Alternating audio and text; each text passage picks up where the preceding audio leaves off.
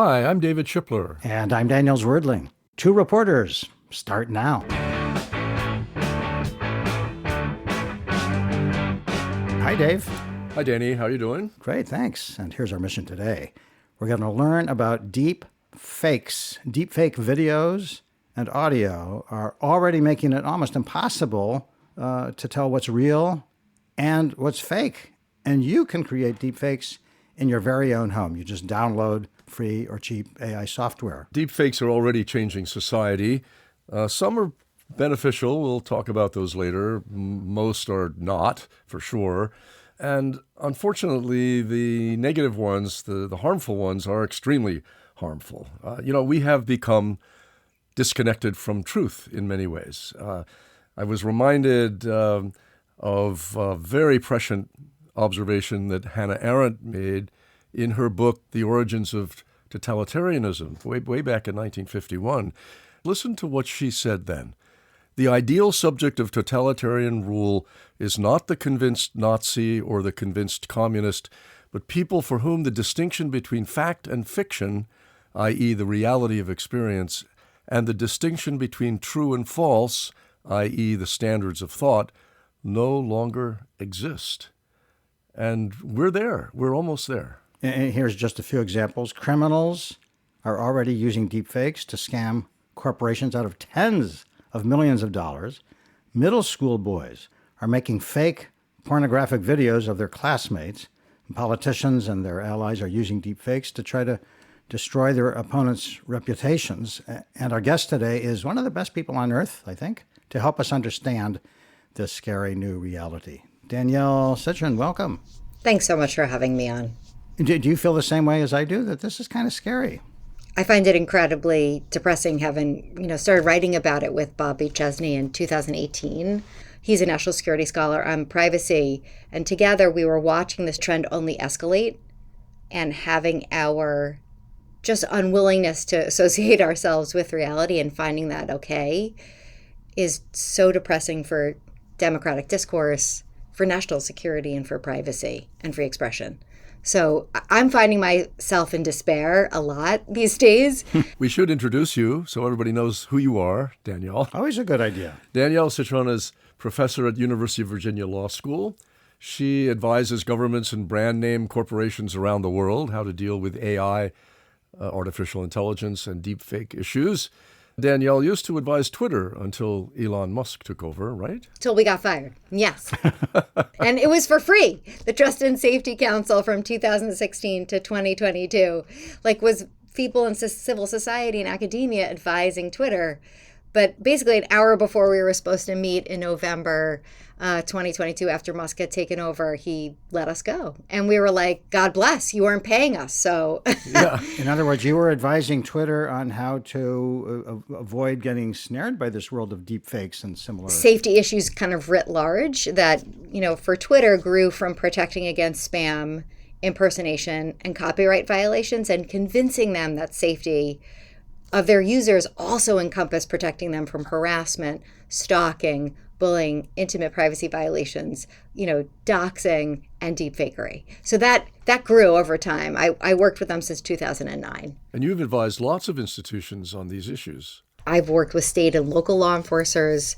I work a lot with state attorney generals. I did work a lot with companies, and now they're not interested in what we have to say because they're shutting down moderation. And when you say they're shutting down moderation, you mean companies are basically saying, we're not going to take active steps to make sure that whatever users post is true or fake or abusive or whatever. Like April 2024, I was advising Twitch on deepfake sex imagery. I don't even know what Twitch is. That's how old I am. It's a streaming service for gamers, right? Owned by Amazon. And then all my friends got fired. And I wasn't working with Twitch.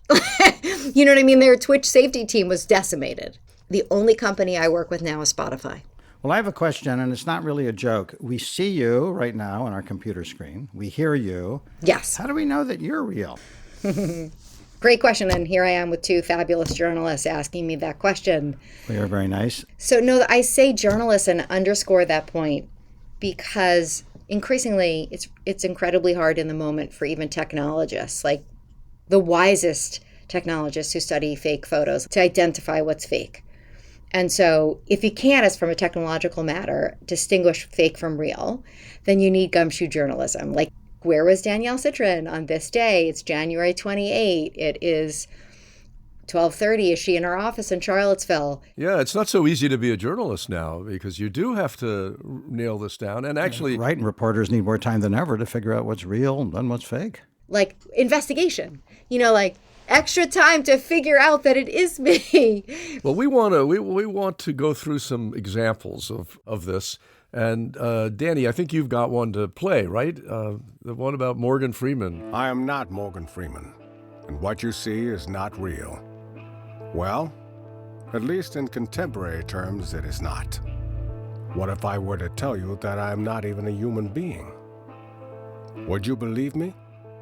I wish everybody could your see this business? video right this second, because this is Morgan Freeman up close. He's staring right at you, right at the camera. His distinctive earrings, his birthmarks, and all. And that sonorous, beautiful voice, right? If you can see, hear, taste, or smell something, does that make it real? Or is it simply the ability to feel? I would like to welcome you to the era of synthetic reality. Now, what do you see? So, Danielle, do you know the guy who created this? No. I think he's in Amsterdam. His name is Bob de Jong, as a film and TV artist. Danielle, when he was talking about, when Morgan Freeman, well, the fake version was just talking about synthetic reality, you were nodding your head. Because I thought, buddy, I'm against everything you're selling, right? I want us to make sure that we don't get convinced that there is no reality, right? That it's all epistemically up for grabs. And in a way reminds us of Arendt's quote, we want people to disbelieve that there is reality. And that is the powerful, most wonderful tool, right? I get to shape your universe and tell you what's real. And so it behooves the person creating that video, if they're powerful, to make us think there's no reality. It's only what we sense. But there is an eyes and ears and a humanity that we can't lose. We can see, we can feel, we can hear, we can experience phenomenology as real. And so I pray that we never get to the place of the metaverse, which is a joke, because it's all snake oil. In his defense, the guy who created this, who Dave mentioned, Bob de Jong in Amsterdam. And he might be, it's a good illustration, and he doesn't mean it to manipulate us. Yes, that's why he did it. Of course. Well, actually, he's giving us a lesson, I think. That's right. Well, as we go on in this conversation, Danielle, we want to understand how it's become easy or pretty easy to create these videos and audios that aren't real but seem real. Also, the question of what do you do about it if there are things to do. But let's first, go through a few examples. Let's talk about the criminal uses of deepfake. One example is that there was this incredible scam where the thieves created deepfake videos, maybe you understand this, that convinced a corporate financial officer. Wire money, right? An elaborate, first-of-its-kind scam straight out of science fiction. Police say thieves used artificial intelligence to create a phony video conference call with deep-fake colleagues to fool a financial worker in Hong Kong and steal $35 million. That convinced a corporate financial officer that he was having a Zoom meeting with actual colleagues. I mean, he could see people sitting there who he thought he worked with. How did that work? I mean, the technology is here. It's already here, right? Thieves will take advantage of it. And the hardest thing, and this is also true of sextortion. You're saying sextortion. Yeah. What happens is someone convinces, it could be totally fake. The woman is not the woman you perceive her to be on FaceTime, right? It's a faked image, a faked video, and gets a young kid or young boy to give over a video, a photo of his genitals. Sends it to the woman. The woman then says, listen, I'm going to release this to your parents and to every friend of yours unless you give me 10 Bitcoin, right? There is a widespread scam that's coming out of the Philippines. There's a criminal rings. Huh. And so there are crime rings of all types using deep fakery to steal money from you, embarrass, humiliate, shame, to damage you irreparably. And this brings us to the whole world that you've been involved in, Danielle, where kids in school, in middle school, boys usually, are taking images of their classmates, girls, from school photos and turning them into fake sex videos. And sharing them on Instagram, on Snapchat, the videos, the fake videos, on group texts. And then a girl sees them, the victim, and doesn't want to go to school ever again. NBC6 spoke to one of the victims today. She did not want to show her face on camera, but you can hear the anguish in her voice. In my photo, my face was used without my consent. It makes me feel violated. There's cases across the country, Florida, New England, Washington State, Illinois, Texas. You were involved in a case in Pennsylvania. You're still involved. Tell us about that, please. So a bit in touch with victims and their families at the Cyber Civil Rights Initiative. And victims will write to us and say this has happened to them. Right? It changes how you see yourself. Oh, boy. I can hardly imagine how damaging it would be for them. Right? Like when you see yourself morphed into porn, it's this experience of being absolutely punched in the gut. Because even though intellectually you know it's not your body, you experience it as if it is. And then you also know that other people don't know it's you. They don't know it's not you. Forgive me. They don't know it's not you. Parents I spoke to say there are still hundreds of AI-generated images of their daughters, all posted online. I had to bring my daughter to the police station and identify the child pornographic pictures of her. It was very traumatic.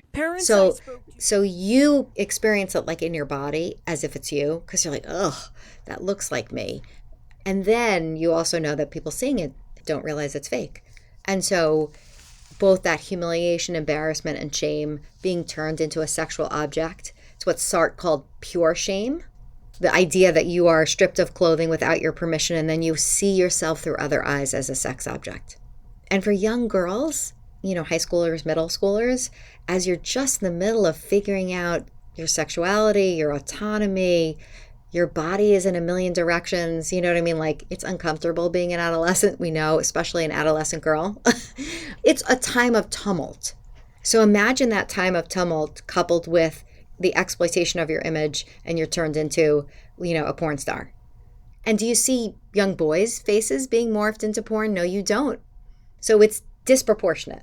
And Danielle, when we talked on the phone, you mentioned the case of a woman at a university. Right. A young graduate student where deepfake sex videos her students are seeing, and then her PhD advisor tells her that she's got to change her name. Seriously? Yes. Wow. Really? Because her students can't see this stuff.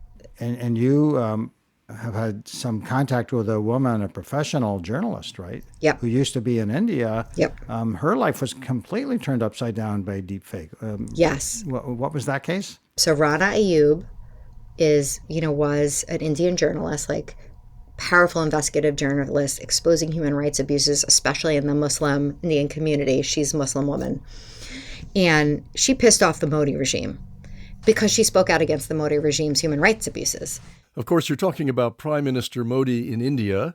Modi and his Hindu party have been viciously anti-Muslim, and Ayub criticized him. And she went on BBC America, which was like the bridge too far to critique Modi. And in April 2018, she got a ping from a source in the Modi regime that said, check your phone. Bad things are going to happen. And with it, that second, her phone blew up. Not literally, like with Twitter, hundreds and hundreds of notifications of a video of her giving oral sex that she never made. It looked, when we sat together and she showed it to me, God, it was Rana, but it wasn't Rana. And it went viral. So like within 48 hours, it's reputed to be on like half the phones in India. A mob struck, her home address was posted everywhere. Like you name the platform, it was her full name, the video, her home address, and the suggestion that she was available for sex. Wow. This was apparently the Modi government or somebody in the Modi government? Well, it started the fire. And then what then follows is a cyber mob attacking her. Her inbox, her home, flooded with phone calls.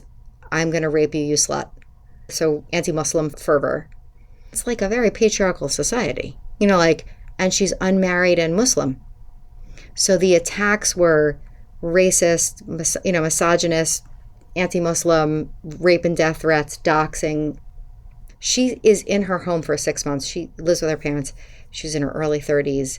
She cannot leave her home. She's too scared, right? Her parents receive calls that she's going to be murdered. This is 2018. She has not since written for an Indian outlet. She now writes for the Washington Post and its international opinions and has since 2020. We became friends after this first happened. We sat together in DC and she showed me what was going on. It fundamentally changed how she saw herself. Because she said she saw the clip and she's like, she knew it wasn't her, but it didn't matter. She said she vomited. And it changed the arc of her career and her life. Horrible. Well, let's move now to another kind of deepfake that people like you worry about. I guess a lot of us worry about them. And I'm talking about deepfakes that could disrupt political elections or cause international crises. And curiously, we haven't seen any deepfakes like that, or at least we haven't seen many. Dave, you have one? One was done with Nancy Pelosi. Videos circulating on social media want you to believe Speaker of the House Nancy Pelosi is slurring her speech or stuttering. And then he had a press conference in the Rose Garden with all this sort of visuals that obviously were planned. However, compare that version to one from C-SPAN. And then he had a press conference in the Rose Garden with all this... and that was a cheap fake, as we called them. It wasn't even using synthetic imagery. It was just slowing down a video that existed. So it wasn't even using fancy synthetic technologies. The idea was to make her sound drunk. So it was just we've been distorting photos and videos for as long as we've had photos and videos. In fact, it turns out that a famous photo of Abraham Lincoln was faked in around 1865. I learned this for the first time researching for this chat. It shows Lincoln standing in a long, flowing cloak, and he looks very magisterial. But it turns out that's not actually Lincoln's body. The photographer took a photo of Lincoln's head from a different picture and then put his head on the body of another man. And here's my favorite part of the story. The body that the photographer used to paste Lincoln's head on, that man was actually a champion of slavery. But the photographer thought his body looked more impressive than Lincoln's with his cape. I love that story. So it's not, the fakery isn't new in this medium. What's new is the democratization of the tools. So easy to make, right? So it's the diffusion of the technology and the ease with which it's shared and virality and the difficulty to debunk it in the moment. And there was a criminal case last year and a civil case too involving a fake recording of President Biden, right? Just before the Democratic primaries in New Hampshire, voters across the state got a robocall that sounded like Biden telling them not to vote in the primaries. It's important that you save your vote for the November election. Voting this Tuesday only enables the Republicans in their quest to elect. And this is kind of curious. It turns out that a Democratic campaign consultant commissioned this fake AI Biden call because, or so he says, he was trying to warn the public about deep fakes. He even compared himself to Paul Revere during the American Revolution. Yeah, but state officials were not impressed. They've charged him with various crimes, and the Federal Communications Commission has fined him, I think, about $6 million. And sometimes it's even the candidates themselves creating. So there's an instance from India where a candidate, there's so many languages are spoken in India, and a candidate used a deep fake that suggested he was speaking a certain dialect that he didn't speak. So he used and was selling his candidacy based on fakery, like tricking the public into making them think that he spoke their dialect.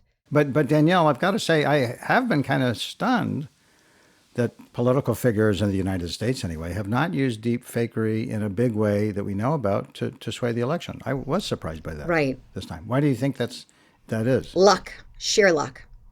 Truly. Like every election, my colleague, Bobby Chesney, and I have been writing about this together. I will literally text him or he'll text me the week of an election. And he'll say, okay, we're holding our breath. The warning was that it's going to shake democracy. Like there will be that well-timed deep fake the night before an election that would shape who turns out, right? But as it turns out, we haven't seen the catastrophic deep fake in the United States So we're going to say, deep fakery, everyone's making a mountain out of a molehill, which is often how people have first interacted with my work on cyberstalking. It was like, Danielle, relax. It's just a few people. It turns out it's a big problem, right? All you need is a few, actually. I mean, it doesn't have to be widespread to have an impact, especially in politics. That's right. What's interesting about deepfakes, really interesting, is that they hit you viscerally. Because we believe what our eyes and ears are telling us, we bear witness. And it's an incredibly important thing. Think about human rights violations. We bear witness with the images, with video. Yeah, I mean, there's been a lot of evidence that famine mobilizes conscience where there's television. Yeah, you can see it. That's right. Yeah, where you can see it. The descriptions in words, we're all writers, so we like to think our words are powerful, but not as powerful as those videos. I want to, just a segue from that one, it's sort of a natural segue to mention the liar's dividend. The liar's dividend? What's the liar's dividend, Danielle? So, as we think about deepfakery and the kinds of distrust and disbelief that it just aids and abets and makes worse. What Bobby and I wrote about in our first paper and what we call the liar's dividend is the benefits that the liar gets from this epistemic disbelief, which is, let's say there's a real video of someone doing something terrible. They then can say, that's not me. That real video, that's not me. That's fake. This world, it's all deep fakery. And that's the dividend that the mischief maker, the criminal, the liar can use our disbelief as a weapon to shield them from the truth, their mischief. And so, recall the Access Hollywood tape. Trump's Access Hollywood tape. When you're a star, they let you do it. You can do anything. Whatever you want. Grab them by the pussy. Grab them by the pussy, excuse me, but this is my world. I'm going to say crazy things, when you write about intimate privacy and disinformation. He, at the time, said, I regret locker room talk. I feel sorry. I'm so sorry. This is just after its release, and this is like a month before the 2016 election. But about a couple of months later, I want to say about 6 months later, he starts floating to the press that, as it turns out, the video was made up. That wasn't me speaking. I said sorry because I felt like I had to, but Trump tells the press that was a faked audio. Yeah, in fact, press reports said Trump had started telling his White House aides and at least one Republican senator that the tape was phony. He was pitching the liar's dividend. Now, people didn't buy it, but let's imagine now a video of someone, very important, a public official, public figure, doing and saying something not only anti-normative, but a crime. And the video goes viral. And they get to say, that's totally fake. I didn't commit that crime. Like, the Diddy freak-offs?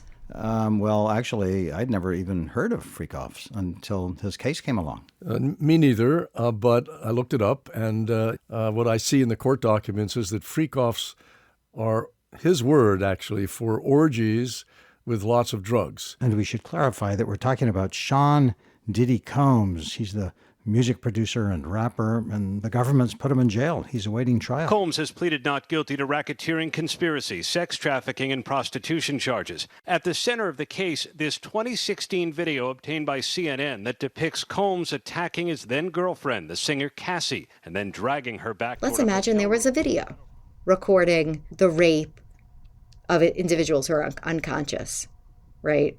What if he says, that wasn't me, that's totally fake? That's the liar's dividend.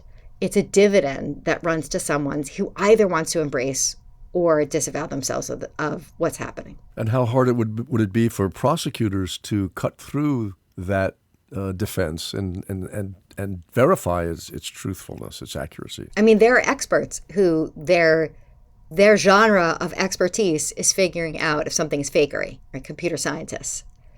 But if we get to a place where it's almost impossible to detect the fakery, then you're left with that's not real. Computer scientists, experts that debate whether something is real, you might get off of a crime. Just to remind listeners, we're talking with Danielle Citron. She's a law professor at the University of Virginia Law School, and she heads the school's Law Tech Center. So, Danielle, you're not a computer scientist, which is obvious because you speak such plain, interesting English. That was mean. I shouldn't have said that. Danny, you've just smeared all computer scientists. Be careful. That wasn't me. That was a deep fake, Dave. Liar's dividend right there. But give us a quick course in how do people make deep fakes? Like how does AI do it? So I'm gonna give you a very lawyer's layperson understanding. If you take photos, and now apparently you don't even need many, but you take a photo and you're going to train based on the machine learning algorithms on that photo to animate the photo and make it do and say things that the person never did or said. I can explain a little bit about generative adversarial networks, but I don't want to. Do I have to? I'm such a lawyer. Just 20 seconds. Okay. The 20 seconds is that you've got two competing algorithms. One which is going to generate the image, the voice, or the audio, and the other that's going to find mistakes, flaws, and then fix those fakes. And then the algorithm that's looking for problems is going to find more of those problems, and they're going to fix them and find it. They work together, these two algorithms, to fix and find till finally it looks flawless, or as flawless as can be. And it happens in milliseconds. Yes, it's called generative adversarial networks.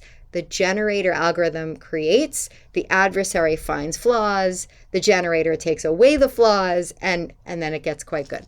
Fascinating. And of course, this is developing at rapid speed. Yeah. We've just recently seen the Chinese come up with DeepSeek, which is kind of running rings around the artificial intelligence systems the West has developed. So let's get back to a few actual examples of how deepfakes have been used or how they could be used. And Dave, one of the first things you said when we started talking about this topic was, hey, deepfakes could be used in really useful ways. Why don't we start there? Yeah, well, for example, in education, I think, Danielle, you write about this, and there's an example that I came up with the other day of, thinking about the First Amendment, which, just to remind everybody, includes freedom of speech and religion, and how few kids understand it, and how badly it's taught in schools. Well, it would be great to have a deep fake of James Madison talking right to these high school kids and saying, when I ran for Congress in Virginia, the Baptist preachers were getting put in jail, and they came to me as part of my constituency and said, we need to do something. You need to do something to amend the Constitution to protect us. I mean, this would bring it to life. It could be accurate. It could be completely historically correct, but at least it would translate what are often dry lessons into the medium that, teenagers understand now. And we wouldn't forget. It hits us in the gut, right?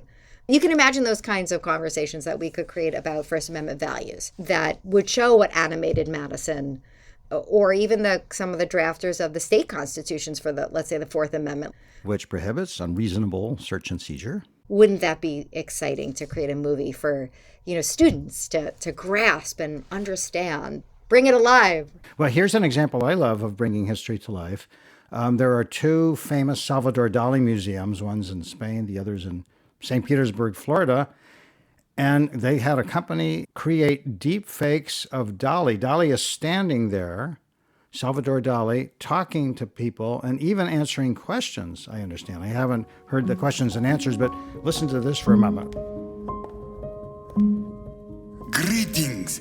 I am Salvador Felipe Jacinto Dali y Domenech, and I am back. This deep fake Dali goes on to tell you all kinds of things that he actually did state in writing, in letters and other documents, but he never actually spoke them. So the computer wizards took actual recordings of Dali's voice talking about other topics, and they took thousands of old photos of him, and they created what looks like a very modern video of Dali walking and talking about the subjects that the museum wanted him to talk about.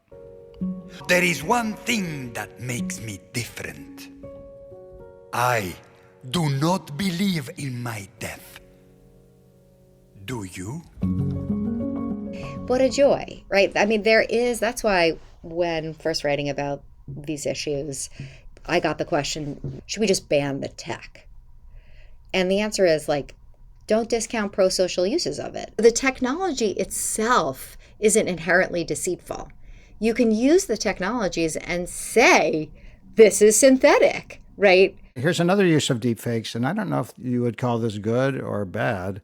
I'm troubled by it. A Korean TV news channel has used deepfakes of one of their presenters, and it's announced it publicly so that when they want to have her, delivering a newscast on TV, but she's not available, or I don't know, maybe they don't want to pay her, she's there talking to us. And here's a clip in Korean. 코로나19 확진자가 61명 나왔습니다. 신규 확진이 4일째 두 자릿수. Dave, what do you think of that? Yeah, no, I think that's wrong because I think the test is... If it's without her consent. Well, even if it is with her consent, I think the key is whether the viewer knows that it's been faked.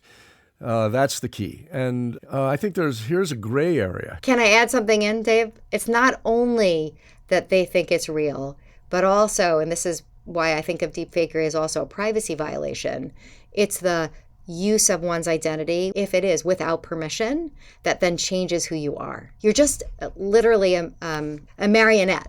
I understand that Lionel Messi, the amazing Argentine soccer star, agreed to have a deep fake image of him or video of him advertising potato chips because he didn't have the time to actually do it. What do you think about that? So on the one hand, he's consented, right? He's sat there and thought, you know what, I'll make money. This is terrific. I'm all on board with uses of my identity that are consistent with my consent. Let's imagine all of that's totally consistent with what he said. Like, I'm cool with the chips. Let me just add that in the case of a newsreader, and I'm guessing, I could imagine that the company could kind of put pressure on you if you're not a big star to say, look, this is what we want to do. Is it okay with you, Danielle? And what are you going to say? No? And quit? And those are certainly the debates that we saw with the strike, the writers and the actor strike, SAG. The big sticking point was deepfakery. And how do we control our image and likeness, especially for the actor that doesn't have power, like not Jennifer Aniston, not Denzel Washington, the non-famous people, right? The incredible power differential that I think is so worrying because the way in which we experience identity, image is so part of that. Seeing ourselves doing and saying something that we didn't want to do or say is incredibly alienating. And so my worry, as you were noting, that actors are going to sell for 5 cents, basically, their image and likeness in ways that then their image will be used in ways that just they find morally repugnant. It's really troubling. Well, the question that arises naturally out of all this is what can be done, if anything? And I guess there are two areas to talk about. One is the technological area. To what extent can tools be developed to identify fakes as fakes? And the other is the law. Right. I work in the law. Yeah, but I know, but you've also looked closely at the technological area, I think, too, right? I mean, yes. I have the impression that it's getting more and more difficult to identify fakes, and maybe it's going to be impossible pretty soon.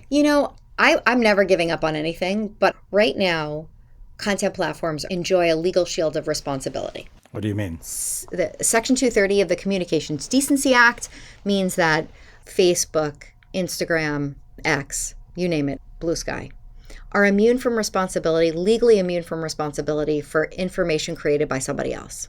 They can't be sued for libel. They can't be sued. Not just libel. They can't be sued for anything. Invasion of privacy or anything like that. Invasion of privacy, enabling crime, they can't. Okay, so do I understand this? I'm a social platform. I have algorithms that decide which deepfakes or other videos I should send to your phone and computer because my algorithm tells me that you're going to like them. They recommend. That's right. Yep. And meanwhile, my social platform is making profits from all these deepfakes and other videos. Yes. Because the more you watch them, the more ads I can sell. That's right. And nobody can sue me. Yeah. You not only profit from the advertising fees that you generate as it goes viral, you're also leveraging all that personal data that you're collecting from everyone liking and clicking and sharing. Yeah, in fact, Danny and I did an episode about how companies buy and sell all the personal data they collect from us when we shop and surf the web and watch stuff online. And there's no comprehensive federal privacy law.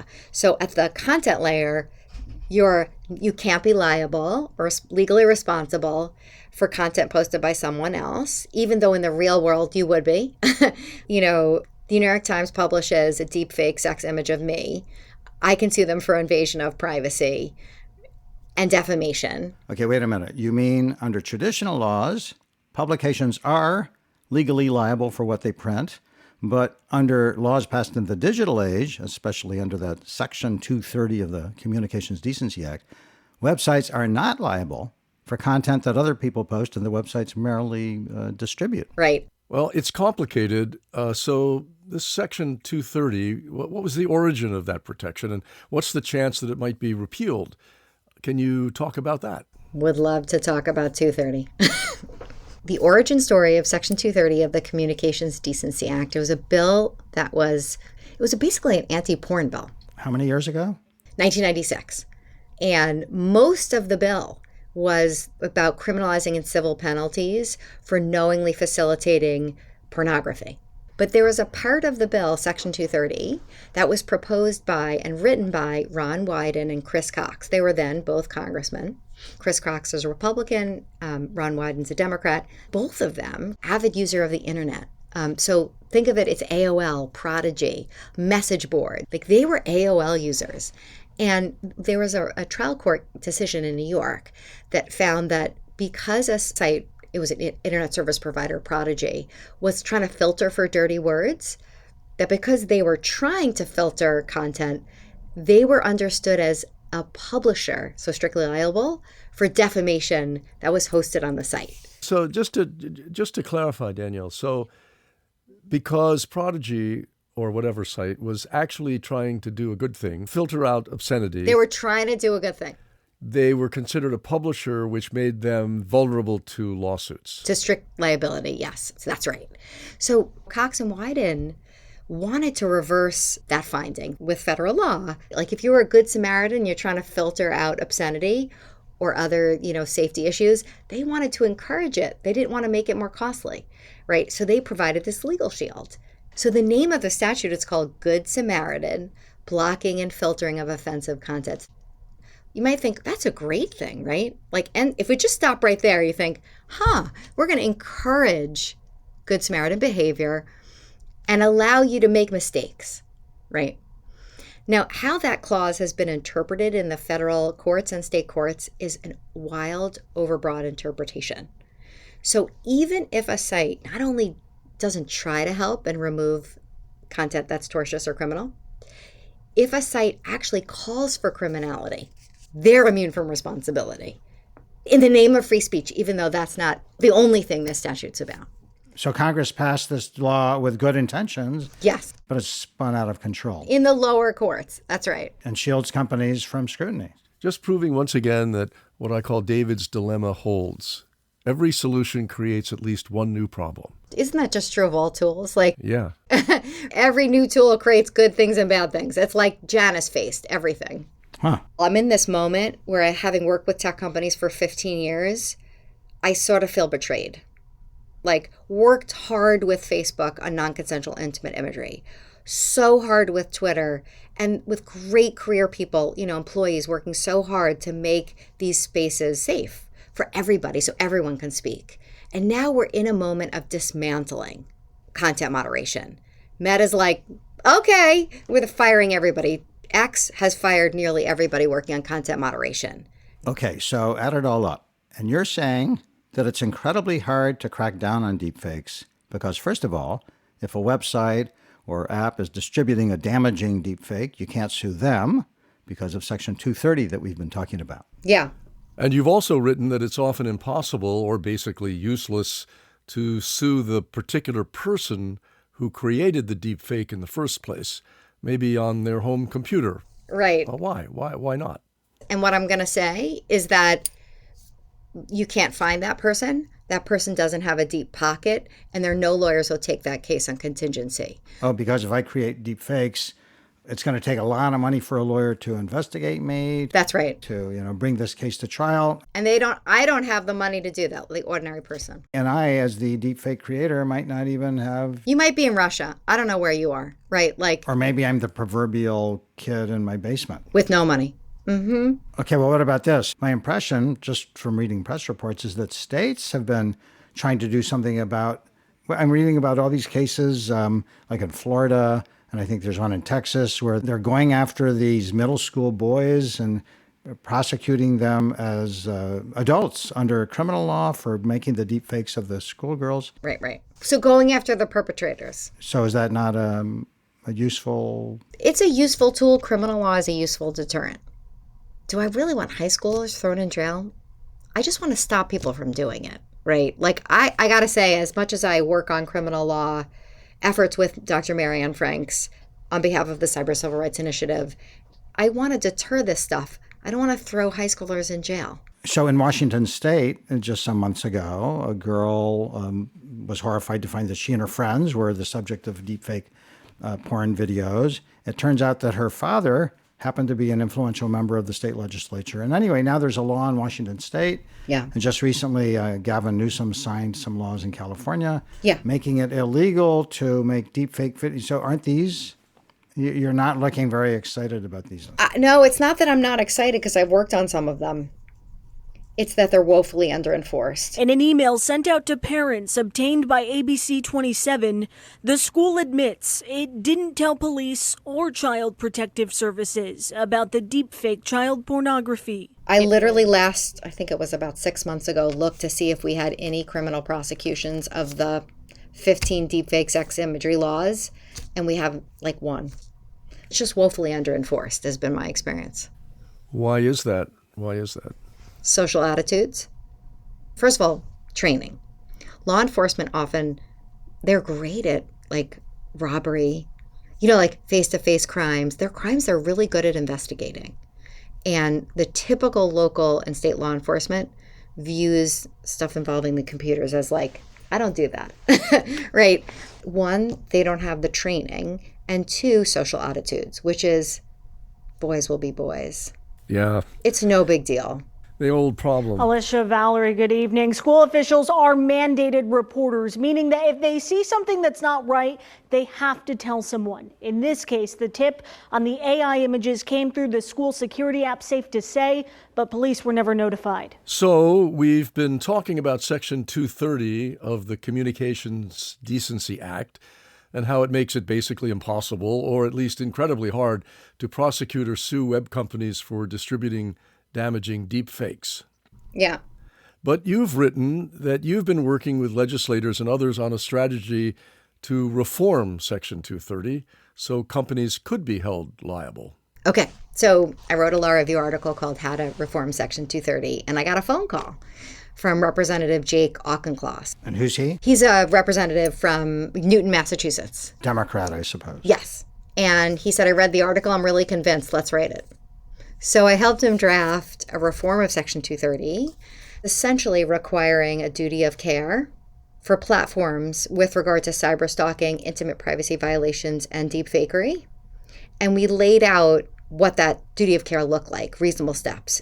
So having worked with companies for 15 years, I can tell you what the duty of care is, right? Having a process of reporting, responding within a reasonable period of time, in the very least 48 hours, right? Like having processes to respond to content that is criminal.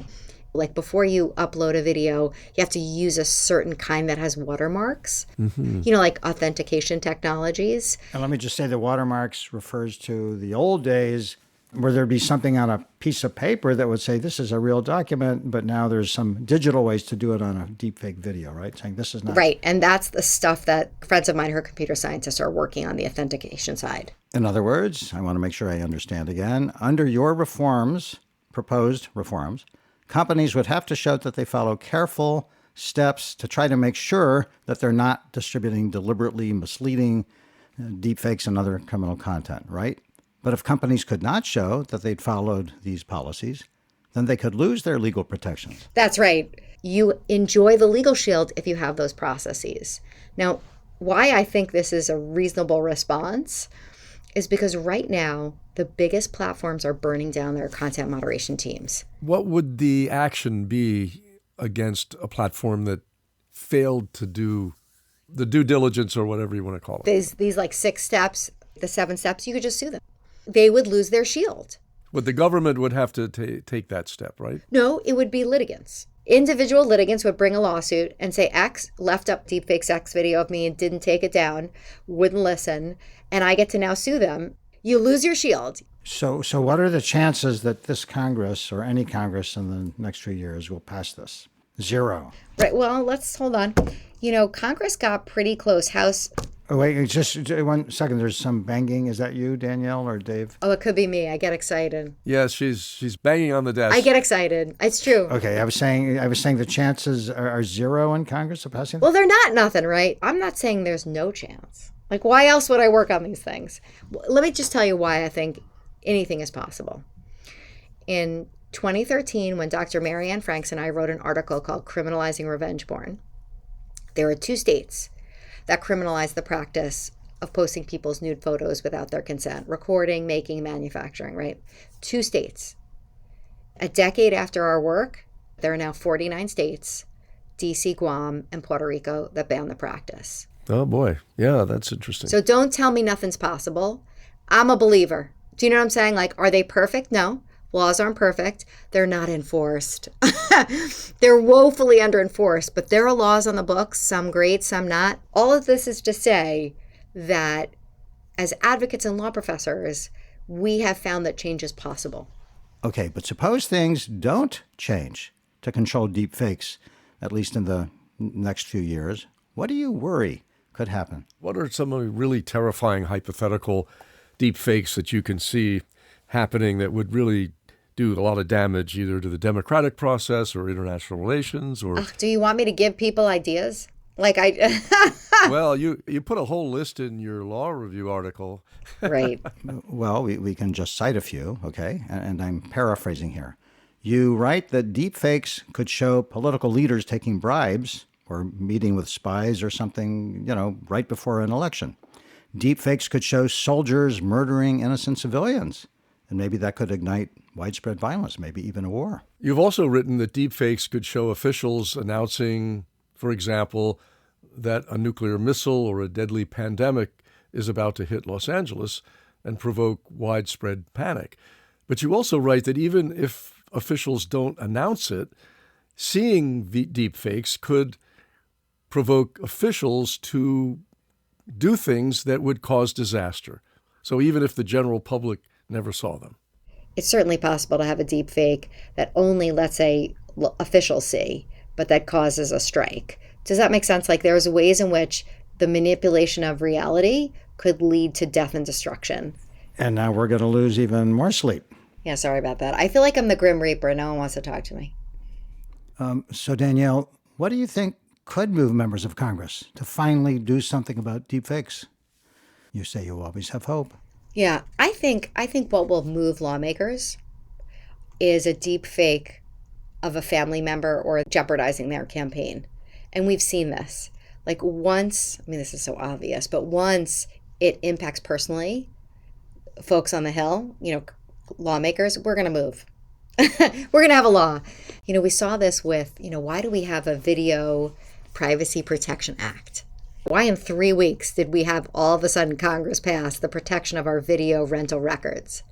It's because when Judge Bork was nominated for the Supreme Court. And you're talking about Robert Bork. He was nominated by President Reagan in the 1980s to widespread opposition. An enterprising reporter went to Blockbuster and asked for all of his video rental records, which weren't that exciting. Remember? Like he had a daughter, so they really liked Pretty in Pink. It was like all the John Hughes movies. And they had more fine taste, so there were a lot of rental of like E.M. Forster movies. But the Washington Examiner, or Times, whatever the name of the paper was, it was like a little paper, wrote about it. That's right. I remember that now, yeah. Congress freaks out. Members of Congress are like, oh my God, they're going to know we rent porn. People are going to go to like video rentals. Literally in like 3 weeks, we had a law protecting the privacy of video rental records. So like if it impacts politicians, they'll do it.